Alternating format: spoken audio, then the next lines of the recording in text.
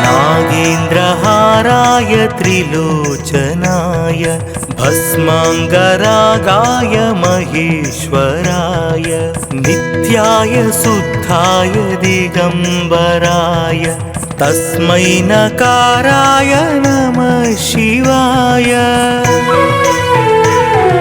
मंदाकिनी सलिल चंदन चर्चिताय नंदीश्वर प्रमथनाथ महेश्वराय मंदार मुख्य बहुपुष्प संपूजिताय तस्मै मकाराय नमः शिवाय। शिवाय गौरीवदनारविन्द सूर्याय दक्षात्वरनाशनाय श्रीनीलकण्ठाय वृषध्वजाय तस्मै सिकाराय नमः शिवाय। वसिष्ठ कुम्भोद्भव गौतमादि मुनीन्द्र देवार्चित शेखराय चन्द्रार्क वैश्वानर लोचनाय तस्मै वकाराय नमः शिवाय। यक्षस्वरूपाय जटाधराय पिनाकहस्ताय सनातनाय सुदिव्यदेहाय दिगम्बराय तस्मै यकाराय नमः शिवाय। नागेन्द्रहाराय त्रिलोचनाय भस्माङ्गरागाय महेश्वराय नित्याय शुद्धाय दिगम्बराय तस्मै नकाराय नमः शिवाय। मंदाकिनी सलिल चंदन चर्चिताय नंदीश्वर प्रमथनाथ महेश्वराय मंदार मुख्य बहुपुष्प संपूजिताय तस्मै मकाराय नमः शिवाय। शिवाय गौरीवदनारविन्द सूर्याय दक्षात्वरनाशनाय श्रीनीलकण्ठाय वृषध्वजाय तस्मै सिकाराय नमः शिवाय। वसिष्ठ कुम्भोद्भव गौतमादि मुनीन्द्र देवार्चित शेखराय चन्द्रार्क वैश्वानर लोचनाय तस्मै वकाराय नमः शिवाय। यक्षस्वरूपाय जटाधराय पिनाकहस्ताय सनातनाय सुदिव्यदेहाय दिगम्बराय तस्मै यकाराय नमः शिवाय। पञ्चाक्षरमिदं पुण्यं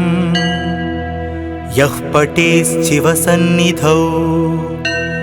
शिवलोकमवाप्नोति शिवेन सह मोदते।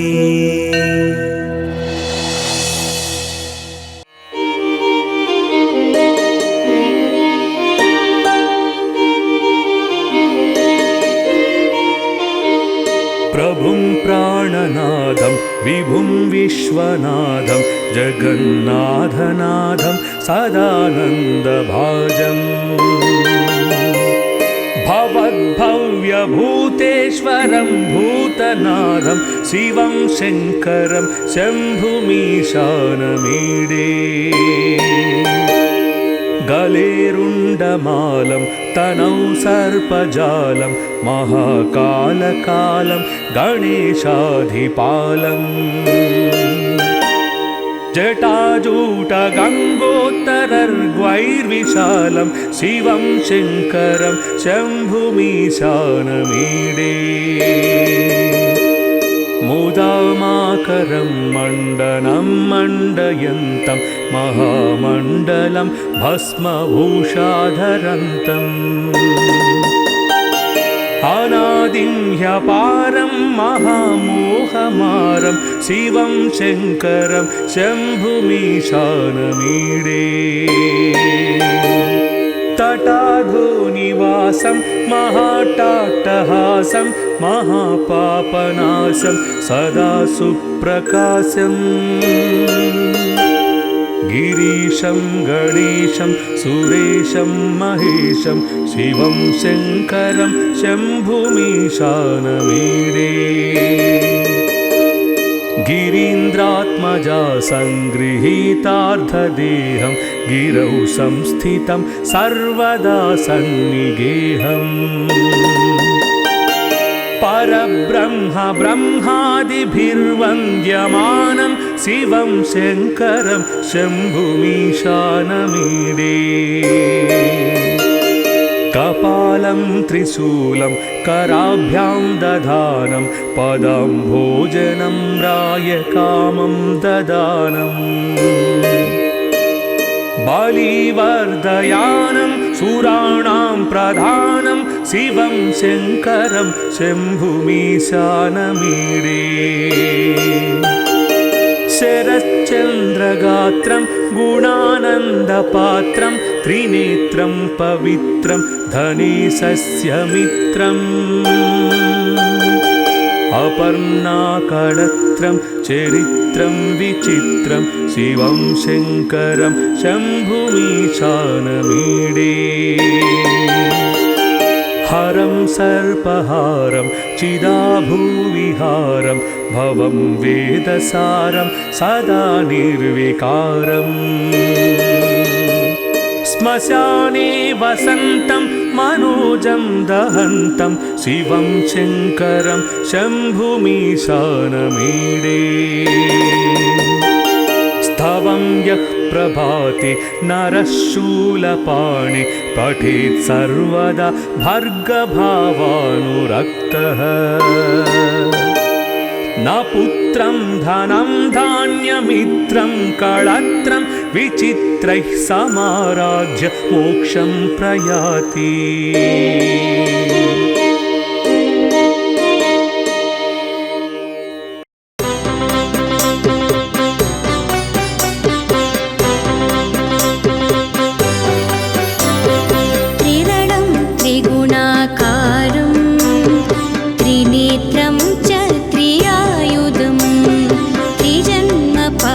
संहारम् एकबिल्वं शिवार्पणम्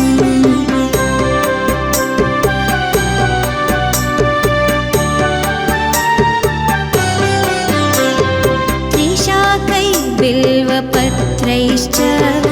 अच्छिद्रैः कोमलैः शुभैः तव पूजां करिष्यामि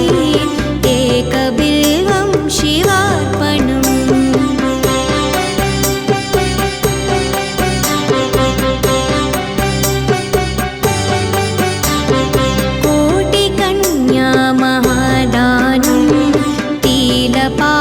पार्वतकोटय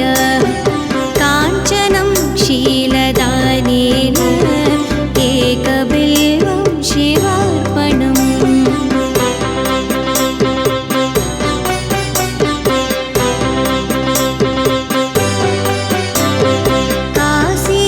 काशीक्षेत्रनिवासं च कालभैरवदर्शनम् प्रयागे माधवं दृष्ट्वा एकबिल्वं शिवार्पणम्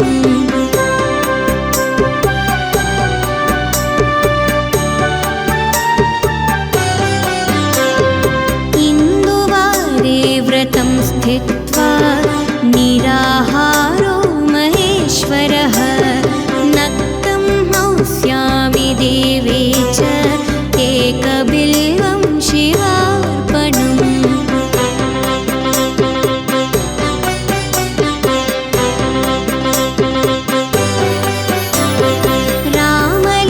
रामलिङ्गप्रतिष्ठा च वैवाहिका कृतां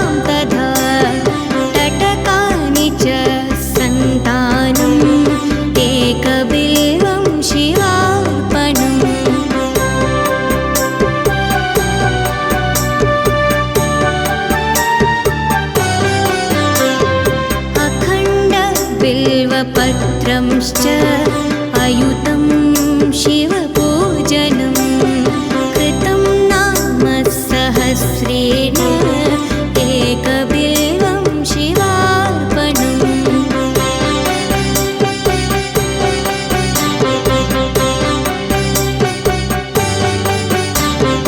उमया सह देवे च नन्दिवाहनमेव च वसमालिपान सर्वङ्गम् एकबिल्वं शिवार्पणम्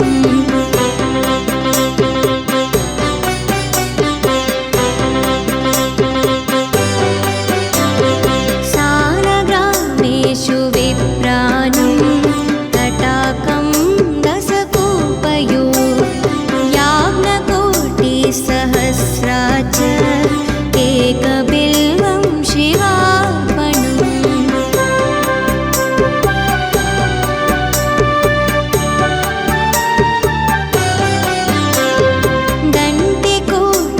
दण्डिकोटिसहस्रेषु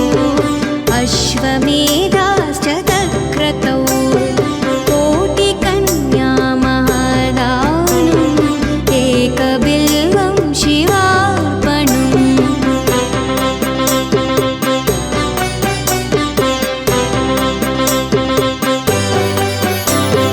बिल्वानां दर्शनं पुण्यं स्पर्शनं पापनाशनम्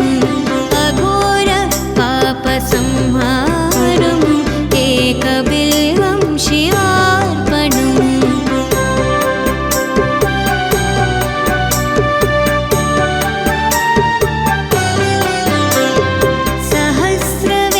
सहस्रवेदपट्टेषु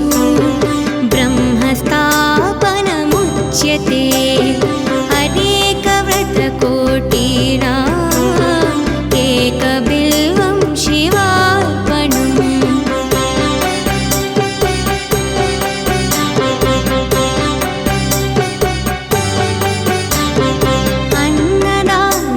अन्नदानसहस्रेषु सहस्रोपनयनं तथा अनेकजन्मपापानि एकबिल्वं शिवार्पणम्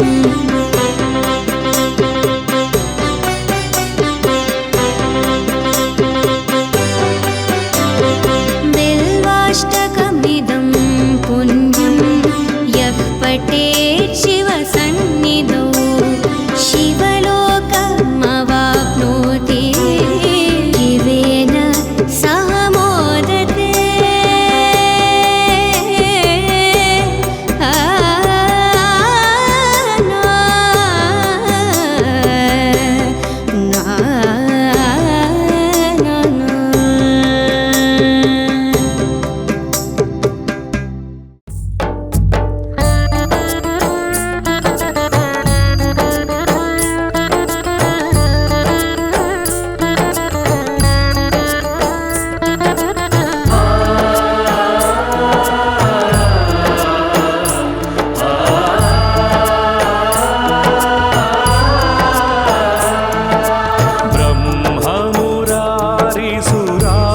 ब्रह्ममुरारिसुराचितलिङ्गं निर्मलभासित शोभितलिङ्गं नमः शिवाय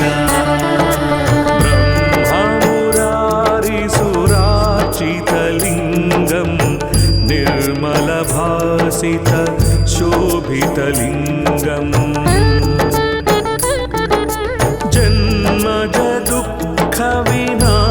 जन्मजदुःखविनाशकलिङ्गं तत्प्रणमामि सदा शिवलिङ्गम् नमः शिवाय जन्मजदुःखविनाशकलिङ्गं तत्प्रणमामि सदा शिवलिङ्गम्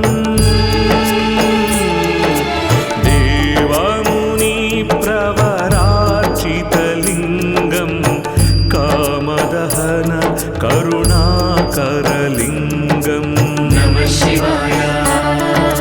देवमुनिप्रवरार्चितलिङ्गं कामदहन करुणाकरलिङ्गम्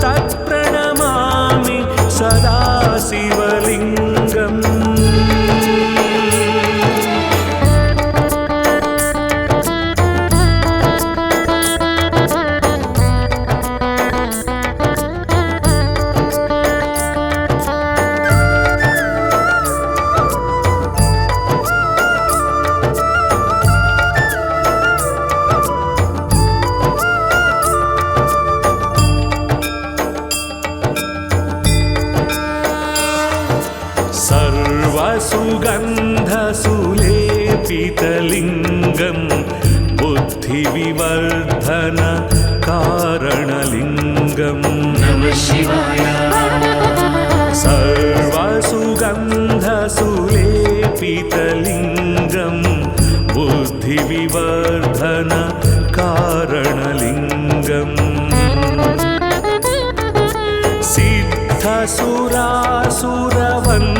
सिद्धसुरासुरवन्दितलिङ्गं तत्प्रणमामि सदा शिवलिङ्गं नमः शिवाय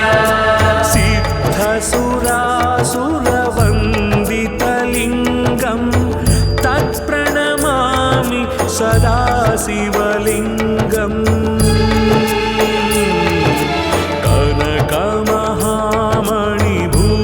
कनकमहामणिभूषितलिङ्गं फणिपतिवेष्टित शोभितलिङ्गं नमः शिवाय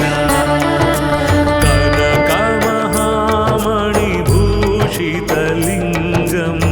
फणिपतिवेष्टित शोभितलिङ्गं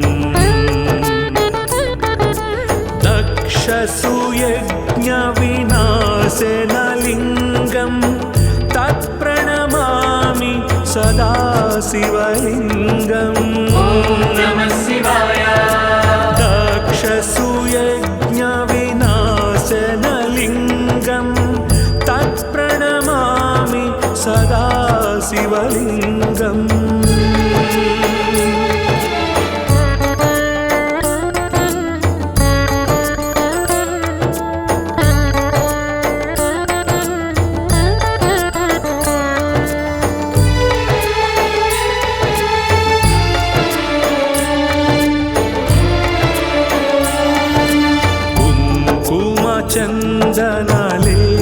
चन्दनलेपितलिङ्गं पङ्कजहार सुशोभितलिङ्गं नमः शिवाय कुङ्कुमचन्दनलेपितलिङ्गं पङ्कजहार सुशोभितलिङ्गं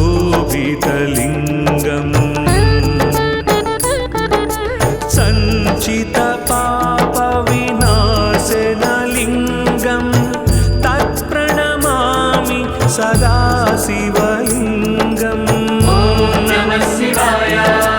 सञ्चितपापविनाशनलिङ्गं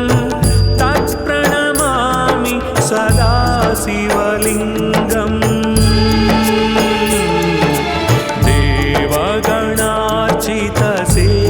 देवगणार्चितसेवितलिङ्गं भावैर्भक्तिभिरेव च लिङ्गं नमः शिवाय देवगणार्चितसेवितलिङ्गं भावैर्भक्तिभिरेव च लिङ्गं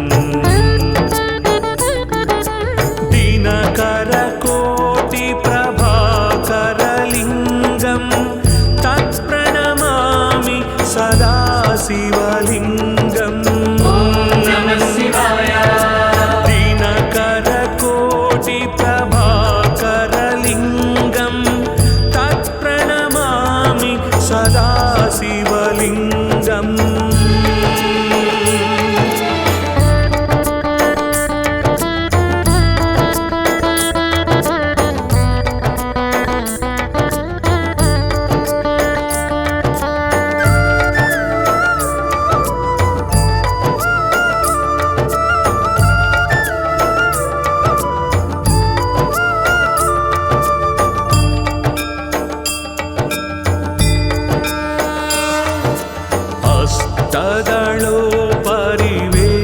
हस्तदलोपरिवेष्टितलिङ्गं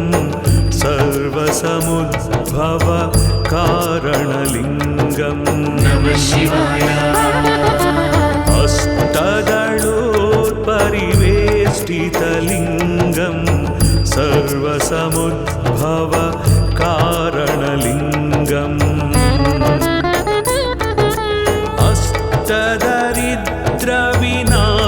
अष्टदरिद्रविनाशकलिङ्गं तत्प्रणमामि सदा शिवलिङ्गं नमः शिवाय अष्टदरिद्रविनाशकलिङ्गं शिवलिङ्गं तत्प्रणमामि सदा शिवलिङ्गम् सुरगुरुसुरवर पूजितलिङ्गं सुरवनपुष्प सदार्चितलिङ्गं नमः शिवाय सुरगुरुसुरवर पूजितलिङ्गं सुरवनपुष्प सदार्चितलिङ्गम् परात्परं परमात्मकलिङ्गं तत्प्रणमामि सदा शिवलिङ्गम् ॐ नमः शिवाय परात्परं परमात्मकलिङ्गं तत्प्रणमामि सदा शिवलिङ्गम् लिङ्गाष्टकमिदं पुण्यं यः पठेत् शिवसन्निधौ शिवलोकमवाप्नोति शिवेन सह मोदते।